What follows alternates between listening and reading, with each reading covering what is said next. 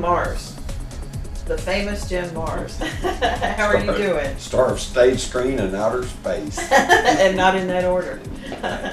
Thanks for welcoming us here into your office, in your home, for this interview. Oh, no problem. And we're going to be talking about your most recent book, Population Control. When are we going to find that on bookshelves? Right now. Right now, okay. It came out at the end of June. Okay. And it's been doing quite well. And I think the reason for that, Laurel, is because it covers such a wide territory. Yes. People are interested in health. People are interested in what the government's doing. People are interested in the militarization of police. People who are interested in the fluoridation of the water. People who are worried about fracking. You know, it's all in there, and it all points to the subtitle, which lays it out and says that how corporate owners are killing us. Yes. And they are. They intentionally. Are intentionally. This is all about intention. You mentioned the Georgia Guidestones. Mm-hmm. This is, of course, is a granite monument that was put up in rural Georgia by a man who used the name Christian, but even he admitted that was not his real name, so the whole thing's a little bit mysterious. And it's been cited by critics as being nothing more than a game plan for the New World Order, for the people who are trying to run the world and control the world.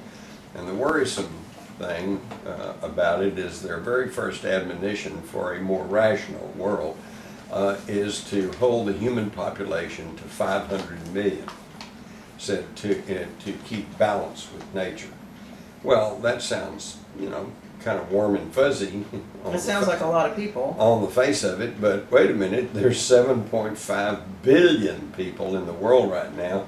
So that begs the question, you know, what do they want to do with the other 7 billion people? And more importantly, who's going to decide what happens to those 7 billion people? And actually, these the people who are behind all this, these New World Order people, if you want to call it that, they call themselves globalists because they operate on a global basis, and they're not particularly interested in any one particular country.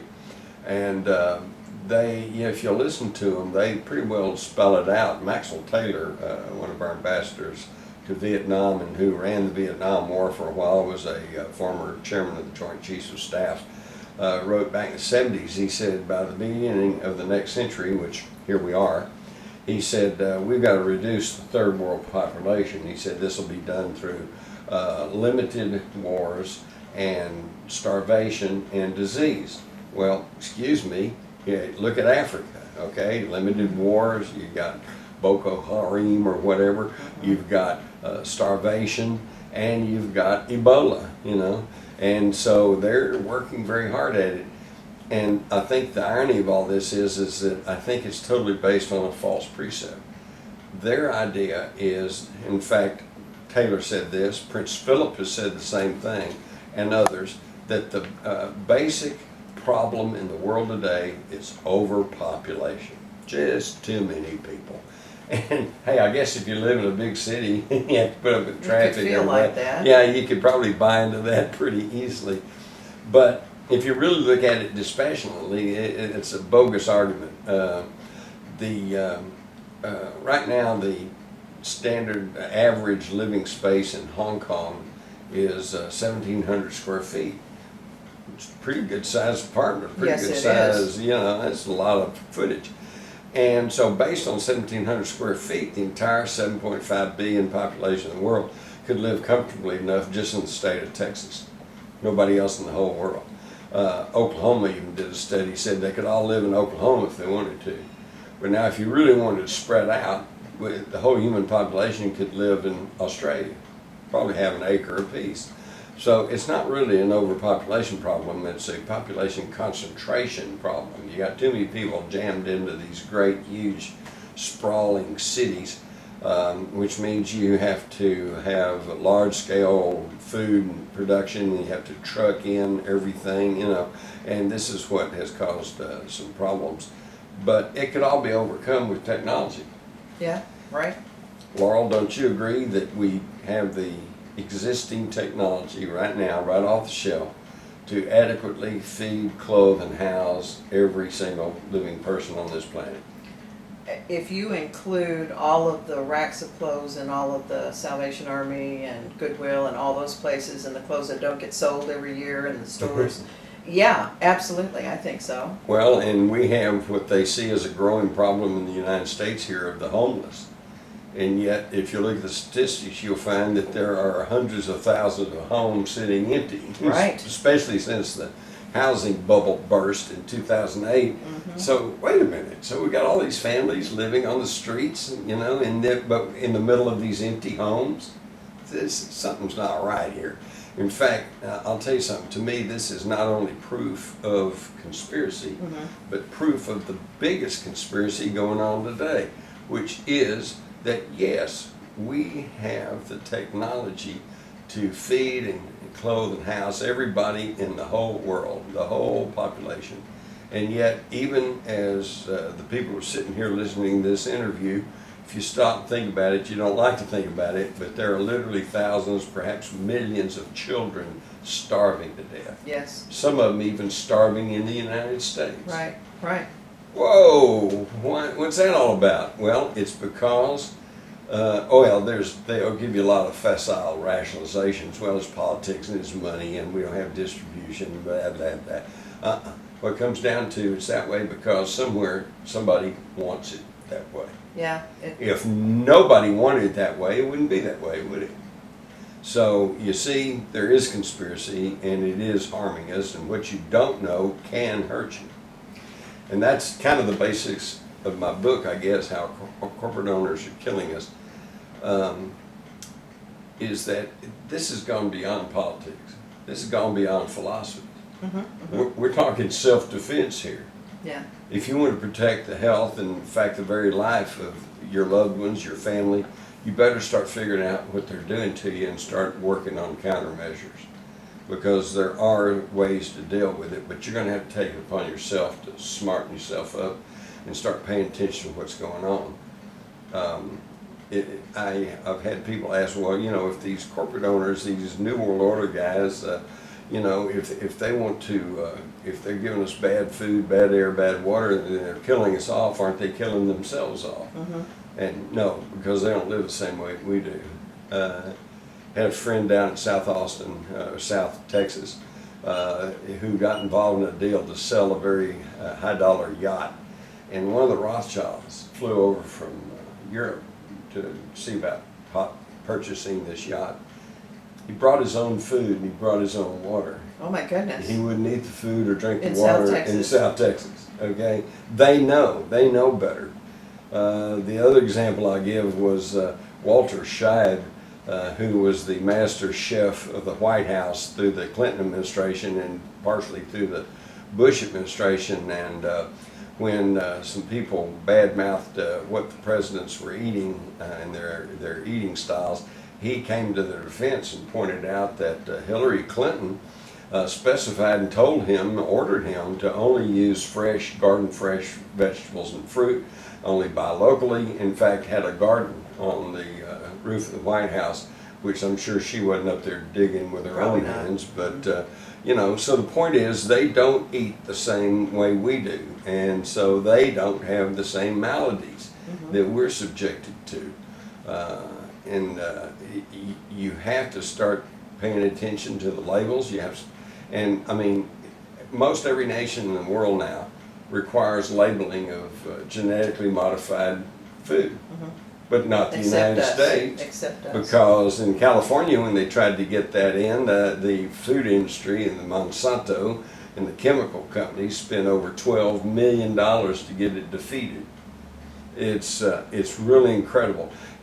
You know what this is? This is corporate fascism, is what it is. And I use the term advisedly because fascism, by dictionary definition, is the blending of state and corporate power. In fact, Mussolini, who is credited with coining that term because of his black-shirted fascistas, once said that fascism is really not even the correct term. A more correct term is corporatism. And there you go. That fits, doesn't it? That does. That's us, corporatism. Whatever the corporations say, go. And this could be traced back all the way to the late 1800s when a Supreme Court ruling stated that corporations can be treated like an individual. Right. They have freedom of speech, freedom of this, that, and the other thing. They can contribute all kinds of money. Recently, they rule they can contribute money to candidates and as much as they want to, and they don't have to, even declare it or whatever. And of course, they've always been skirting the campaign contribution laws through these super PACs, the political action committees. And so it's ruled by the corporation. That's exactly where we are today. Now, before anybody gets the wrong idea, let me explain that I'm not really down necessarily generally on corporations. Sometimes they build up these big enterprises. That's great. And I also want to stress that I'm not talking about the people in the cubicles and in the paperwork. I'm not talking about the truck drivers or the people on the assembly lines. I'm not even talking necessarily about the presidents or the vice presidents, the officers of these corporations, because in many instances those people are just very capable administrators, probably have a Harvard business degree, okay? But they don't make the decisions. Right. Their job is to see the corporation runs efficiently and that the bottom line, the profit line, stays up. It's the people, the shadowy people behind these corporations that own it. Could be the board chairman, could be one of the directors, could be somebody you've never even heard of who has a front man holding the stock, okay?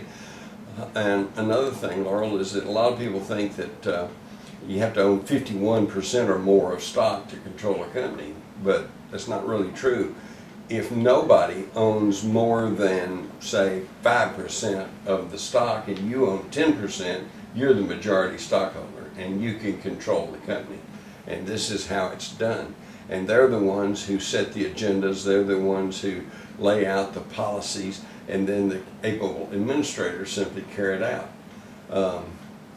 I think a good example is sodium fluoride, which up until about the time of World War II was sold with a big warning on it saying poison, and it was mostly used as a rat and cockroach poison, okay? But then during the war, the Germans found out that if you put just a little bit of sodium fluoride in the water supply, that it made the people dumb down, numb down, passive, and non-resistant, so they put that in the water of the concentration camps. Zombified them. And it worked pretty good. And so, man, the Soviets, they found out about that, and they did it in the Gulag. And so here in the United States, of course, there was some resistance to throwing everybody in a concentration camp. And so they pulled a little slicker move. They went and jimmied up a study or two that seemed to indicate that children between the age of 6 and 12, especially boys, might have a few less cavities if you put a little sodium fluoride in the water. Now, sodium fluoride, in addition to being a deadly poison, is also kind of a waste product of not only the aluminum manufacturing process, but also the process of building atom bombs. Yeah. And so once we had the atom bomb in the early 50s, when we were setting them off all over the place, they realized they were going to have a problem with this sodium fluoride. So they used these studies to convince the American Dental Association that, oh, this is really good for everybody. And in fact, it was employees that were connected to the aluminum, R.J. Reynolds company, that convinced everybody we needed to put some sodium fluoride in the water. And it was quite, I remember in the 50s it was quite a controversy, but they, of course, the experts said, oh, that's the way to go, and so everybody does it, and it's still going on today. Here in Texas, in Dallas and in Austin, there's been some really concerted efforts on the part of the people to try to see if they can't get fluoridation, the fluoride taken out of the water. But yet the officials, here comes a string of dentists, here comes a string of experts, and tell them, oh no, this is necessary for good public health. Well, what it is involuntary medication. Yeah, right. Because sodium fluoride, in addition to being a poison, does affect your thinking in your brain and everything else, and it's cumulative. You just keep getting more and more and more, and it keeps building up in your system. But so they listen to the experts, and they go, But I it's guess only we got to supposed do to be this. good for kids between 6 and 12. 6 and 12. But everybody's getting it Well, in wait. the water. If it's under 6, look at the toothpaste that's fluoridated. Right. And look on the back, and it's a little warning. It says, if this is swallowed, call the Centers for Disease Control. Oh my goodness. Okay, it's a poison. Why would anybody want to poison? And little children, how are you going to tell them don't swallow the toothpaste? You know, it's really insane. And yet nobody, see, they have the power. And I want to point out about the experts. You know, money talks, and we're in a profit-orientated society. And I know covering court cases as a reporter, all you got to do is have enough money, and you can find an expert to come in and testify to anything that you want to hear. Okay. Right. And he might testify to one thing in this trial, the next trial he's on the other side. Yeah, exactly. Whoever pays him the most. Right. In fact, I have met some professional testifiers. You know, they have some degrees, and they actually make their money by hiring out the lawyers to go and testify as an expert on whatever. But the main thing is, I'm old enough to remember when these doctors were on television saying, smoke Camel cigarettes, they're good for you. Right. Right? And so, you know, just because an expert says something doesn't mean that it's necessarily right or proper.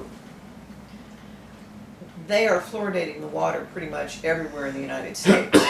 So this has been going on to people in the United States for 60 years or so, probably. And about 70% of the water supplies in this country are now fluoridated. So who knows what we would all be like, except for people with wells. They probably are not getting, or at least as much they're not getting fluoride, right? They're probably still using the toothpaste. Maybe that's why I'm still smart enough to write a book. Well, you know, there is a on difference. well water. You know yourself that there's a great difference that's always pointed out between the rural flyover America versus the people in the metropolitan areas. That's true. That's true. I mean, look at who they vote for. Yeah, yeah. Look at how willing the people who live out in, I live in the country in Western New York, those people work. Everybody wants to work. Right. If they lose their job today, they're out tomorrow trying to get another job. That's right. Does that happen here in Dallas or in New York or Los Angeles? No, not really. It does happen in Texas, but again, outside the cities. Outside the cities. Mm-hmm. That's a very interesting point you just made about dumbing down the populations with the water. Well, and look how they just lead us from pillar to post on things. Here recently, the big flap about the Confederate flag, as if that's got anything to do with anything, you know. That's a historical, you know, It's a historical artifact fact. and a fact. And, Like you the know, Alamo. It's yeah, just there. You can't do anything about it. Exactly, you know, and if you're going to take down flags that represent atrocities and genocide, and you know, we need to take down the American flag, right? And the British flag. And the British flag, Right. you know, come on, where are you going to stop? But there was a purpose of this, okay? Nobody with any sense had anything against the Confederate flag. What it is leading the mob and distracting them while they slip through the legislation approving fast tracking for the Trans-Pacific Partnership, which is, of course, NAFTA and the World Trade Organization on steroids, and we don't even know what is going to be in this treaty, and it is a treaty, and as such, it has to be ratified by Congress. Oh, but they stampede into the stuff. They get it fast track so they don't even have to tell anybody what's in it. We have to pass it before we read And it. so we find out what's in it, Right. as Pelosi said Right. about Obamacare. So You know, watch my it's hand over here while I pass this legislation, and then it's too late for you to do anything about it. Exactly. It's a dog and pony show. You know, you watch this while they're Yeah, picking your pocket. exactly. You know, and I don't know. And you know, people surely. I have a higher regard for people than that. I can't believe people are so stupid to fall for that. But yet you see it done all the time. Maybe it has something to do with the fluoride, although there's some other chemicals we should talk about. But people are just very willing to, oh, that's not really part of my life. I don't have to worry about Oh yeah, we don't like to talk politics here. You Right. know. Well, I mean, listen, folks. They'd never do that. You know, I don't want to argue politics either. Democrat, Republicans, conservative, liberal. You order a road. You're going to build a road. You need a new road. Okay. Now you got to figure out how you're going to pay for it. That's politics. Yep. Okay. No Yep. problem. That's been there since year one and it'll continue on. I'm not talking about politics. I'm talking about criminal activity. And surely we can talk about criminal activity that's resulting in people's deaths. Openly, we should be able to. Yes, exactly. And yes, you're right. It's not just the fluoride, but they're putting fluoride. They got chlorine, which has its own problems, in the water. The food we're getting, even if it doesn't have stuff in it, MSG and bromide and all these chemicals that they're now putting in the food, well then it's still simply processed food. Right. And with tons of sugar. With all the nutrients gone. All the nutrients are gone, but there's a lot of sugar, so it tastes good, so everybody just keeps eating it. And that's addictive. And right? they all bloat up, and this is why we have such a problem with obesity. And diabetes. Yeah, and of course, if you're obese, any doctor will tell you you're going to have other health problems. Because when you're overweight, you're lugging around all that weight, it puts stress on your organs, puts stress on your heart. You got all the bones, everything. And so this is how they're killing us, slowly, quietly, and we're paying for it. Don't I remember in the last couple of years when all of this flap about the national insurance came up, they were floating the idea of charging extra or disqualifying people who had existing health problems, and one of the examples was obesity, and one was pre-diabetic status.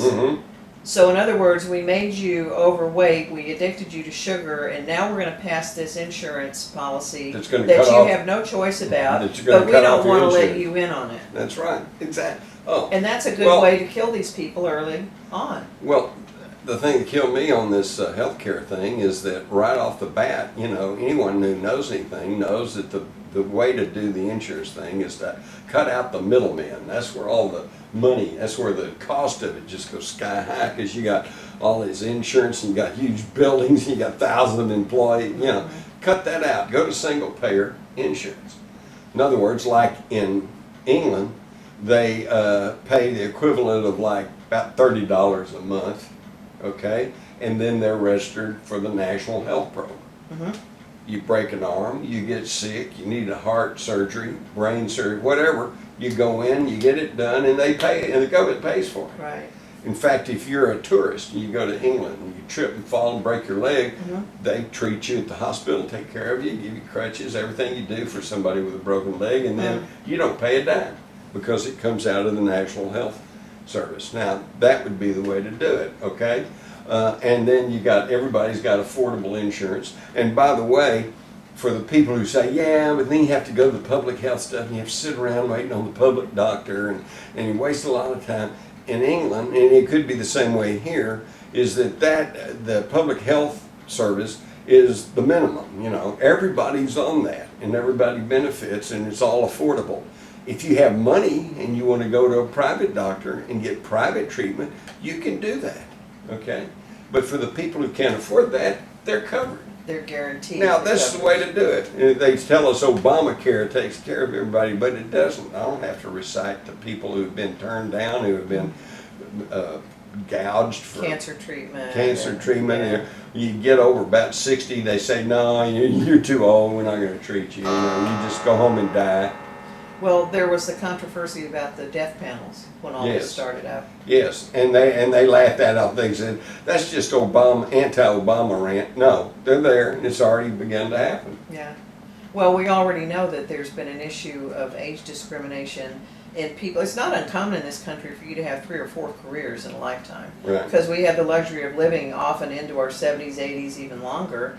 Nobody stays in a job for 50 years anymore. Right. So here you are at 53, and you've already retired once from some other job, you were that successful. Now you go out and try to market yourself and get another job. They want to hire a 25-year-old and pay a quarter of what you are worth because of your experience. So not only are we not going to pay you anymore, we're going to make sure that we spend all of your Social Security so you won't have anything to draw on from retirement. Oh, and you're getting too close to that age when we don't want to cover you for certain kinds of procedures. Right.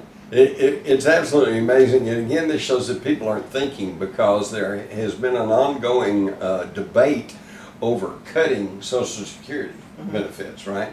Now, this is That's money. an entitlement, No, It's an yeah, entitlement. they call it an entitlement. Excuse me, but Right. you worked for that money. That was your money. That is your At one money. time, that was your money. That was your money to begin with, okay? And then your employer kicked in. Right, And that was his money. But now it's the government money, and so they're calling it an entitlement. right, right. People are idiots, man. They just don't see it. And it's, I don't know, it's almost funny, except so many people are being hurt by it. you Yeah. know? Yeah. Well, you were talking about cutting it.